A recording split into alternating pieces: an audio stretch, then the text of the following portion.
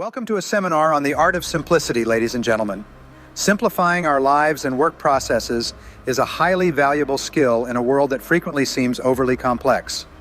We'll look at 7 successful tactics today to help you simplify things, manage them better, and become more productive overall. Consider the mental clarity and calm that result from approaching your everyday responsibilities and long-term objectives in a more efficient manner. By removing superfluous complications, we free up time and energy to concentrate on what really counts. Being simple doesn't mean doing less.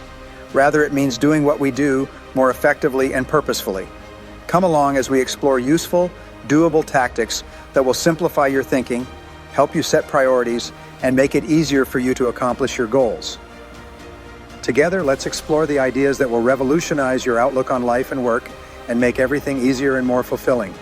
You are starting a journey today to live a simpler, more productive life.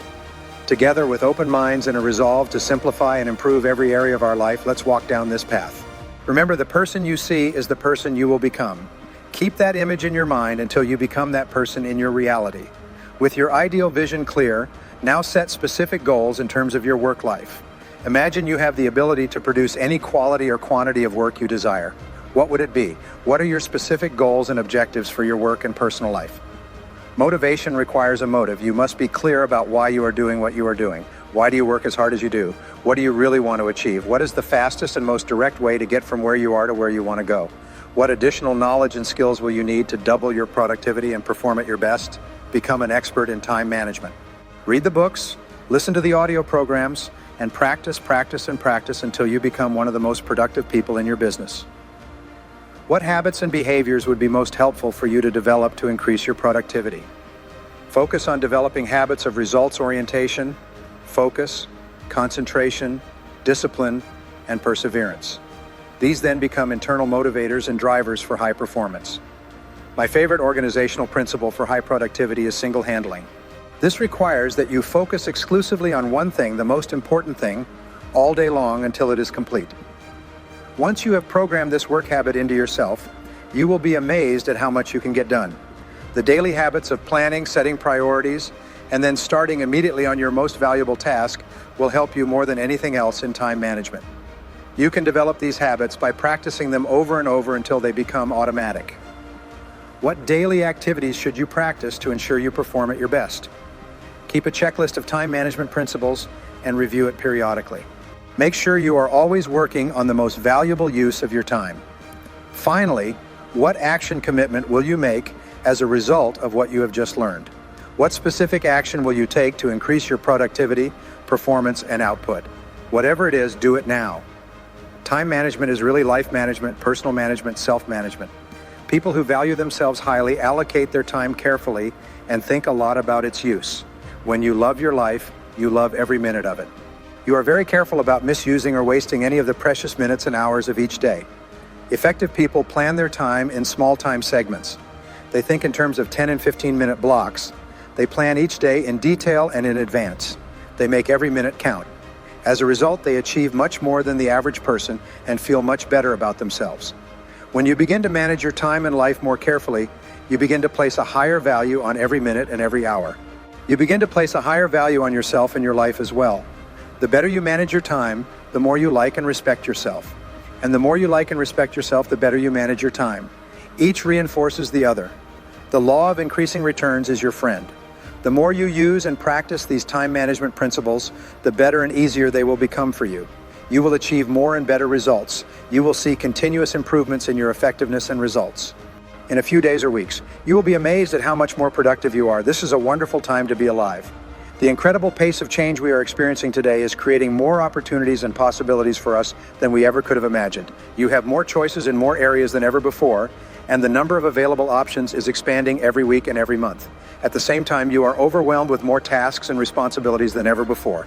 You are probably overwhelmed by jobs you need to complete, books and magazines you need to read, people you need to get back to, projects you need to start or complete, and goals you want to achieve. And like an uninterrupted assembly line, jobs keep coming one after another too fast for you to manage them all. You are caught in a dilemma. You want to develop your potential and achieve everything possible for you at work. You want to earn the most money in the shortest time possible. You want to achieve great success in your career, but at the same time, you do not want to sacrifice your family life, your relationships, your health, and the personal activities that are so important to you. You want to have it all. You want much greater achievements on one hand and much more balance and simplicity on the other. The good news is that thousands of happy and successful men and women have discovered methods, techniques, and strategies that make all this possible.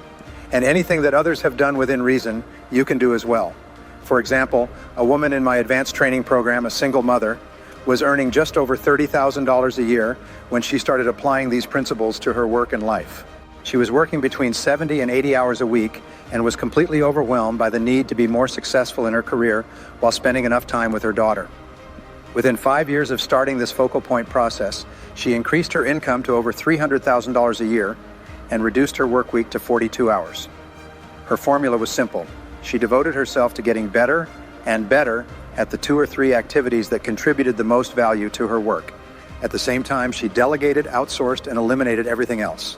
Today, she performs far fewer tasks, but the value of those tasks is 10 times greater than the total output of her work just a few years ago. The starting point of simplification is to reduce the number of things you do in your work and personal life. You will only be able to control your time to the extent that you stop tasks that are of little value to you. You must stop doing some things you have become accustomed to doing over the years. You even have to stop doing things you do well and enjoy if you want to get your life under control.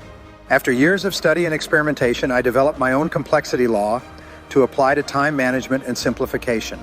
When you apply this complexity law, you will immediately simplify your life, increase your performance, and begin to enjoy everything you do more. The law of complexity says that the level of complexity of any task is equal to the square of the number of different steps in that task.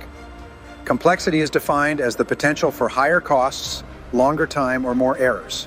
For example, a simple task is something you do yourself. If you decide to make a personal phone call, there is only one step. The task has a complexity factor of 1. A squared square is the same as 1 multiplied by 1. So the level of complexity of a single simple task is that you pick up the phone, make the call, and hang up the phone. However, if you ask someone else to make a phone call for you, you have added an additional step to the process. Your level of complexity increases to 2 squares, or the number 4. 2 times 2 is 4.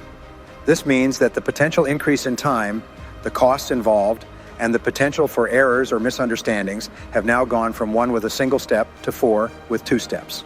A large jump in the potential for increased time, costs, and errors.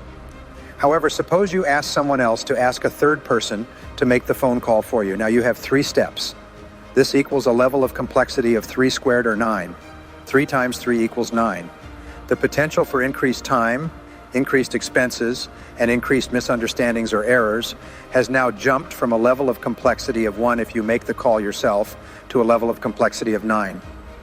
When someone else asks another person to make the call, are you with me so far? Therefore, an activity with 4 steps has a level of complexity of 4 squared, or 16. This greatly increases the potential for higher costs, more time, and more misunderstandings or errors. A task with 5 steps has a level of complexity of 5 squared, or 25. A task with 10 steps, most government activities, has a complexity level of 10 squared, or 100. What this means is that the level of complexity increases exponentially as the number of steps increases. Mathematically, the level of complexity also decreases exponentially as steps are removed from the process. This law of complexity explains why and how you can drastically simplify your life by continuously seeking ways to reduce the number of steps required to complete any task or achieve any goal. Here's an example. A major life insurance company had a problem. The company would receive a life insurance application from the field, but then it took 6 weeks to approve or disapprove the policy. By that time, the potential customer had often lost interest or gone elsewhere. The insurance company hired a consultant who applied the complexity theory to the due insurance application process. He found that the application form passed through 22 different hands. Each person checked and approved a particular part of the policy before it finally reached the desk of the decision maker. The entire process took